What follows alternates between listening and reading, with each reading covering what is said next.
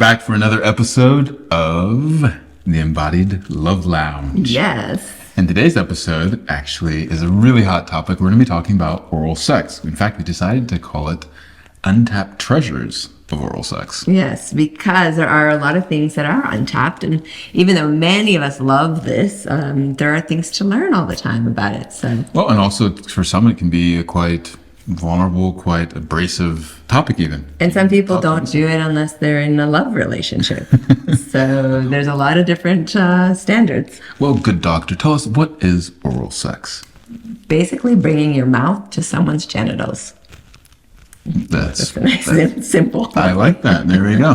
but not just hovering. You're doing things with the mouth and the genitals. Well, I think also too, an important part of the attitude a lot of times people bring to this is that it's kind of done as an act of service or a favor for one's partner. Maybe like just on their birthday if they've been really good that year. Yes, exactly. And it can feel like a chore for others. It's something that sometimes people avoid. Plenty of people don't like receiving, especially women, because they're just so terrified that they smell and taste weird. And so they just try and avoid that, which is really sad because so much ecstatic pleasure is experienced through the oral. I think the tongue is particularly designed for the vulva. Well, and I think also a lot of people too don't like giving. Because of it feeling like a task, maybe it's like not that comfortable for the neck. But well, let's go into like, why do oral sex? Like, why? Why do it? Yeah. Gosh, because it's awesome. Well, I think there's two things that are really like quite key about it. That can be both the positive as well as the negative. Well, for the female body, receiving oral prior to any penetration is a really incredible way to engorge and to bring more lubrication and to also just get the whole system revving, because a lot of times in a female body, it takes a little bit longer to be ready for the act of penetration. Some guys also like it too because it gets them ready, but then other ones will avoid it because they're afraid, oh no, that's going to get me too close to coming, so that way then I go into sex and I'm just going to pop off like a Exactly. like a youngin. Yeah. So what I wanted to explore a little bit are what are the inhibitions that we have around it, because some of us just don't want to go there, or we've never gone there. We've heard horror stories or whatever. So let's talk a little bit about that. Well, I want to get back to that little point that I made before that are both the positive as well as the negatives. And I think it comes down to the sensual as well as the intimate side of it. And I want to specifically as well define sensual, because most people think of sensual as like candle lights and just like soft touches, and then intimacy is, you know, more candle lights and soft touches and romance and maybe some box of chocolates. Jeez. But we actually have like, there's nothing wrong with those things. I've never gotten a box of chocolates. You never know what you're going to get. Now, the thing about the sensual part, I'd like you to go ahead and, like, when we hear at Embodied Love talk about sensual, what do we mean by that? Well, just a very basic way is involving all of the senses. So sensuality, how we make sense of reality. So literally like smelling, tasting, seeing, hearing, touching, all of those senses, they're crucial to enhancing an experience in the body. So how does one make sense of reality when it comes to blowjobs, meaning mouth to penis, or cunnilingus, mouth to vulva? Well, I think one of the lovely things is the scent of one's own lover, and to be able to take someone in just through the sense of smell. For me, I'm a very smell person. Like I like to sniff everything. So I'll sniff the back of the ear and the neck. I'll sniff the armpits. I sniff under the chest and the belly and the thighs. I like sniffing because there's like a whole landscape of aroma, which I actually think is part of doing oral sex. I think if we skip the whole body, we miss out. It's a little bit like going to a beautiful gourmet meal and you don't even take it in. You just start stuffing your mouth. You don't taste anything and you just gobble it down. And 2 minutes later, it's finished. And you're like, okay, what else is there to eat? Because you haven't experienced it. So when you say take in the whole body, you mean actually take the time to smell the whole body, or do you mean like take in the whole Whatever's body your of the preference. cock? So So yes, both. I like to touch and smell and see and use all my senses to take in my lover. And then I focus my attention on the genitals. And that, when you do that, taking in the person and then start to focus on the genitals, it creates erotic tension. It's kind of exciting. It's like, ooh, she's looking, what is she going to do now? And so it creates a sense of anticipation, both in myself as the person giving and in the person receiving. So that's the smell part. What about some other senses? Yeah, well, there's the visual that I said, so we're looking. But then, of course, my favorite part is the taste. So... Okay, we'll go into that a little bit. Well, just if you use your mouth, you use your lips, you use your tongue, and you taste the skin, like around the genitals, you taste, like if it's a cock, then under the balls and the perineum, the balls themselves, and then the base of the cock and the head of the cock, they smell and taste different. I think that's a pretty novel thought for most people. Yeah, it's different. So you become a connoisseur of the refined flavors of oral. Well, and I think these same things as well play out too on the cunnilingus side, where you can really take in those, and sometimes the smell of, when you want to say vulva, pussy, or whatever Yoni. the word is, yoni, is vastly different from person to person and different from different parts as well. Like the clitoris, the vaginal opening, the urethral opening, the scent between the outer lips and the inner thigh, around the pubic bone, heading down at the frenulum where the lips meet at the bottom, just close to the anus and the perineum. Completely different smells. It's a whole world. And sometimes the smell isn't even Distinguishable? a smell as like, oh, I'm smelling flowers. It's more that there's like, maybe it's pheromonal or something. It's like this moaning fairies. It's this electric type of feeling, and immediately will cause me to become erect. And I think this is something that's interesting too. As we start to look at oral sex, I think really the purpose of this podcast episode is to talk about, if you as a person giving oral sex can truly enjoy it as opposed to seeing it as a task you do for others. I have found, both when I've worked with other companies that have done large surveys, or just talking to men, women, anybody, if their partner is loving it, doing it, that is the biggest turn on and number one tip for how to give great oral sex. You're going into another sense, which is sound. So the sound, exactly, that you make while you're giving, just like you would a pleasureful meal, something delicious. How many of us put something in our mouth, go, or oh, like that's so good. It's the same. And so that's a really strong aphrodisiac for the receiver, is to hear the pleasureful sounds of the lover. For me, receiving, I even like the sounds of things getting quite wet and sloppy.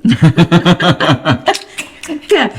And then I'm like, yeah, that's it. Like they're just like not afraid of anything. And that enthusiasm is something that really is quite arousing.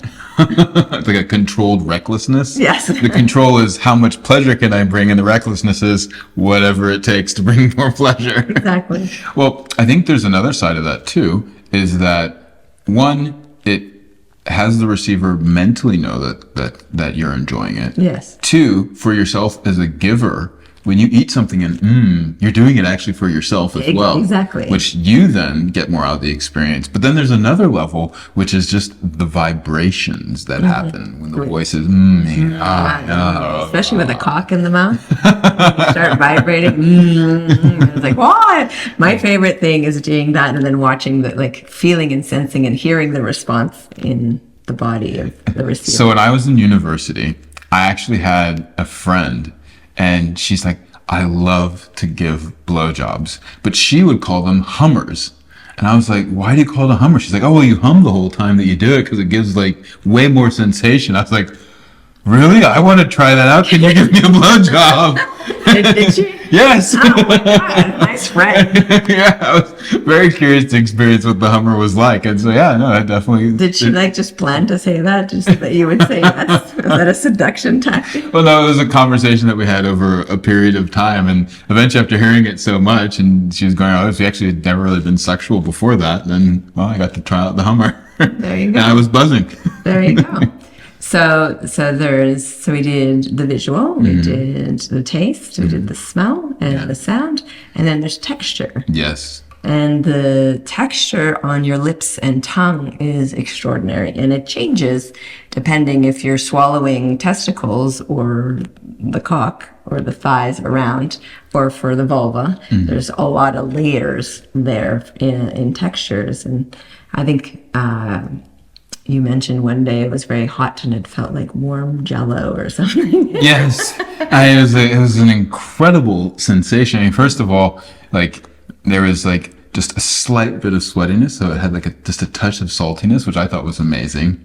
Then it was a hot day, so there was the heat of the texture, and then also because of the heat, I think it was like just engorged, and meaning swollen, a lot of extra blood flow, so it was poofy, and I guess Like a marshmallow. but it's hard. It was poofy like a marshmallow, yet it was like More malleable. squishy like Jello. Yeah. But at the same, I mean, it was just a whole other. I don't even know how to describe the texture, but it was just fun. Yeah. The texture was fun in my mouth. There you go. So you can have fun in your mouth. And so the reason we bring all this up is when you observe, say, oral on porn. Well, before we go, I think I want to go a little bit more into the visual side. Oh, okay. I think there's such an important part on the visual. Let's do the visual then. And Now we'll talk about the porn. So I had a lover once. Which and is visual. I had a lover once, and I was like, well, what is it you love about blowjobs? And she's like, what's there not to love about blowjobs? And she just went on and on and on about all the amazing things. And by the time, 20 minutes in, I'm just like, yeah, blowjob. Like, I feel like I literally have the crown diadem, like, between my legs here. And one of the things that she spoke about was the dancing testicles and how they move during like a blowjob, and having that front and center, like front row view on stage, and just seeing them move and then feeling them in her hand respond accordingly, or even then just as like using the mouth and the hand and pulling away and then seeing the testicles dance. I thought that was quite an interesting one, as well as the changes in the color. Yeah. The change in swell. One of the things that you speak about in terms of textures as well, but also visual, is that you don't only like to give a blowjob when it's hard. No, I like it when it's soft too, because there's a lot that you can do with a soft cock in the mouth. You can kind of twist it around, do all kinds of fun things with the tongue, and actually bring it further down in the throat in a really easeful way. So there's just a lot to do. So I really enjoy that. And what do you like about the visual side of when it's like soft or like going into hard or? Oh, I don't always see it because I must be enjoying it. but no, and then of course just seeing it expand is it's fascinating because I don't have something like that. So I'm just looking like, wow, this is amazing. And just, it feels very, for me, like a privilege and a sign of, wow, this person's actually so completely turned on by me. And so I always experience a cock going from soft to hard as a gesture of like appreciation and connection. And I feel always very honored by erections. For myself, when giving cunnilingus, really taking the time to admire the visual and talk about like the beauty that's in front of me, I know that for partners, that actually has brought them to tears sometimes because maybe they've not had that reflection, or they have certain judgments on the uniqueness and beauty of their labia. And I think something that's truly amazing is when the pussy is in this unaroused state, that when you start to go down, it's like you get to see what are those time-lapse pictures where the flowers? Of a flower that starts to open up and blossom. It's like a time-lapse picture in real time as you just start to see the pussy begin to just unfold. And I don't really like the word vulva or vagina because the vulva's technically just the outside and the vagina is technically just the inside. We don't have a word that's The whole thing. the whole thing, which is just insane for me. And so I use the word pussy, but we can use kitty cat or priestess or temple or yoni or whatever feels best. But this unfolding of the flower is just an incredible thing to behold as you start to see the hues change in color, the size begins to swell. As the lips then start to part, you can start to see a dew begin to come out as everything starts to wetten and the heat temperature changes. I mean, it's absolutely fascinatingly beautiful. I was you're just thinking about it. Look a little more. Yes, and reflect what you're seeing, and as a way of admiration and almost, you'll hear about like genital worship is a kind of word that gets thrown around, but just taking it all in all of those sensorial ways and reflecting how much pleasure it's bringing you. You're going to get more out of it and they're going to get a lot more out of it. So let's go into though what you're saying, like what are the things then that hold people back? Yeah, well, I think one of the first places we ever see oral is with porn. And the times that I've observed it that way, I know absolutely 100% that what I'm witnessing is never what I would want to receive. Yeah. The stiffness of the tongue, it doesn't feel nice. You see a lot of these party tricks on social media right now. Yes. Little TikTok things where the guys are Flicks the tongue and the candle goes out. yeah, they're flapping their tongues really hard and fast. There is even a Taoist practice to strengthen your tongue where you have to flick a ruler. You know how hard rulers are? You have to flick a ruler. Wow. So you can imagine the strength of the tongue. But I have found that kind You're of... not trying to break boards. Yeah, it's pussy kung fu. I think breaking boards is more of a karate thing, but yeah, then again, who knows? We break boards. I broke some boards in my country. Don't want to hold out the kung fu practitioners. So, anyways, back to the visuals that are just like the rapid way, or there's one visual that's really disturbing to me because when it's been done to me, it feels horrible. Now, maybe for some people, it feels nice. And so this is the thing with oral. If you don't have a permanent partner and you're doing it with different partners, it's not going to be what one person likes doesn't always translate to another. So you're really having to listen. And this is true no matter what the genitals are. Because some guys like it one way, some guys like it another way. Like it's... Well, this is getting into the side of intimacy. Yeah. And when we specifically talk about intimacy here at Embodied Love, intimacy is the way that we actually make love. So we talk about embodied love. It's the embodiment of love. It's what we do with our bodies to literally make love. Not just lip service. Not just lip service. Exactly.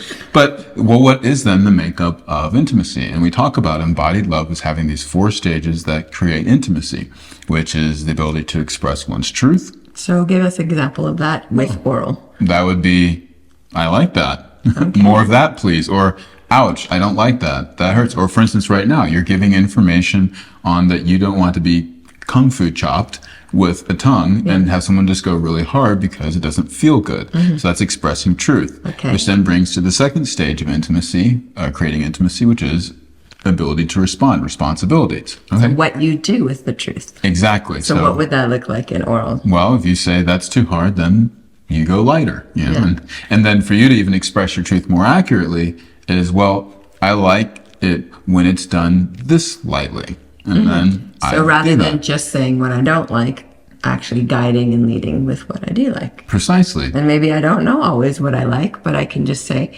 ooh, what you're doing right now feels amazing. Like, do more of that. And sometimes it's not even verbal. Maybe it's you're grabbing the back of the partner's head in a way that feels good for them as well. And and you start to scoot yourself in. Yeah. Or you start to push away. And you start to actually embody your consent, which is a whole other piece that we really promote here, which is that it's not just about how you think you should be doing things, but how it actually feels you should be doing things. Well, I think this piece, the second step of intimacy, responsibility, it's really, really important to understand how powerful it is. When someone tells you your truth, how you choose to hold that rather than being kind of defensive or judgmental or like, I don't care, I'm just going to do it my way anyways. I feel like they're giving you literally the sacred scriptures of their body. Yeah. And you're like, oh, new insight here. Like, Yes. cherish that. Right. So, but I have found that sometimes people do get defensive.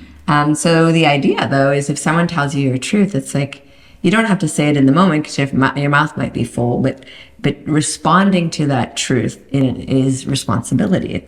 So if someone's asking for you to move slower and you do, what happens next is trust. Trust, exactly. Which then when you start to build that deeper trust, guess what? You're going to be more likely to go ahead and have more sexual experiences, oral or otherwise. Yes. And then that trust is going to allow the person to let go deeper into what we talk about as celebration, which could be just, this feels amazing, or I love you, let's do that again, or orgasm. Orgasm. Which then allows you to discover new truths, because what maybe is truthful at the beginning of an experience as everything cycles then becomes different, because maybe later on you're like, oh, that's too much at the beginning, and then later you're like, no, get lost in there. Exactly. So there is an evolution, and oral has its evolution, and I think it changes day to day and mood to mood. Like sometimes you're really open and receptive and feeling creative, and sometimes you've been shut down. It's been a hard day and you feel a bit frozen and numb. So oral might be a really nice way to start melting things open and bringing things back online. So for both of those, everything that we listed around all the senses, everything we listed around the intimacy of it, is also the exact reasons why people sometimes don't like to engage in oral sex. Because they don't like the smell, they don't like the taste, they don't like the feel, they don't like the visual, they don't like the way, they're afraid of making sounds, or maybe there's no sounds at all and the person's just laying there. Terrified of speaking their truth. Exactly. Or when truth is spoken, it's rejected. Precisely. Or it gets overridden and ignored. Yeah. And then if you've had a series of negative experiences for either of those, you're less likely to go into it. Well, before we switch though, I'm excited to switch because I so can't wait to get into the suction part of oral. Well, before we get into that, let's just drop two basic little rituals that people can do, or practices, or however you want to look at it, that will help with the sensorial side as well as the intimacy side. Well, I remember with my first boyfriend, because I had bad experience. So I told him when we met, I don't do oral. That's that. Don't even bother. But through him accepting that, then I started to actually come towards it on my own time. And over time, I learned to really love it. And so I remember once he was at work and I'd left a little note on the door and I said, put this on. It was a blindfold, and then knock. And I was waiting. And so I knew exactly when he was coming home. So then I hear him knocking on the door, and I open. I had the blindfold on. I'm like, yes, he wants to play.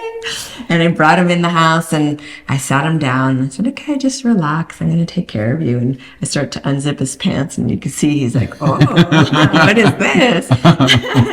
And so I undressed the bottom half of his body and I prepared like a nice warm water, not soapy or anything, because I'm going to be putting his genitals in my mouth. Using flavored soap? No, but I had just beautiful warm water and a soft cloth. And I took my time and I just bathed him.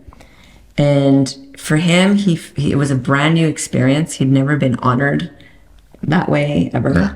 And for me, after he comes home from rollerblading, it was a bit much, like the sweat. So at that time, then now I like it. But back then I was very finicky. So the washing ritual can help clean things. Now, if someone's pubes are quite smelly, because it happens sometimes, you could invite them into the shower and just give their pubes a little shampoo. I mean, it's really that simple, and you make it sexy, you make it luscious. We'll use a nice soft shower head. It's all about the shower head. And exactly. Go ahead and run the water over. You can even explore all of the senses while being in the shower. Just make sure you don't drown. Yes, exactly. If I know that someone really likes, say, a scent that I like, I will actually put a little bit of it just above the pubic bone. Or even around the belly button. Yeah, so that there's smell, but not from perfume, but not like on the actual genitals. So that ritual of washing can be done to any body, and when it's done really out of desire and love, and like it's very, very sweet. But I also do it at the end sometimes of the whole sexual experience. I love the washing experience. Well, which really puts a person in that nice, relaxed state. Yeah. Okay, so that's the sensorial ritual, bathing ritual. Yeah. Tell us about the one that you're thinking of for the intimacy side. Yeah. Which is expressing one's truth to a partner about how you like it. Well, one of the ways I help women be able to show what they would love to receive is to offer to kiss their partner and tell their partner, I want you to just imagine that your mouth is my pussy, and I'm going to kiss you the way that I really love you kissing my pussy. And then you just, as a woman, or a man maybe, but more of a woman, just really going around and kissing and licking and nibbling and doing things with your tongue that you really do enjoy, and taking your time. And what I have found is partners are really able to learn very, very quickly when we give them this very playful way of giving feedback. So yes. It's not you do it bad and wrong. I just want to show you what I love. And I'm going to do it in a sexy way. I'm going to do it by kissing you. And it's really luscious. And then for the men with for the fellatio, I've sometimes had them demonstrate like on a finger. So they will actually like suck the finger of their partner, and it's amazing to experience that, because you're like, really, you like it like that? Like you start to really learn like, oh, I can touch you that intensely. And well, I think that's a big key there. If we're just to summarize that, it's not a blow job. You're not blowing job. It is a suck job. Well, we've gone way over this for this episode, what we normally do. So we're going to jump over into the explicit side, where we're going to be talking about anatomy, the nerves, suction sex, and very much some really amazing secrets around suction. Of having a person become an active receiver, what that means, how to be an adaptive giver. We're also going to go into the 3 points of suction, both for blowjobs as well as cunnilingus. So definitely you're going to want to hear that. All right, well then let's jump in, Mr. Suction Sex. To join us for the complete and explicit version of this podcast, just simply upgrade your membership and you'll get instant access.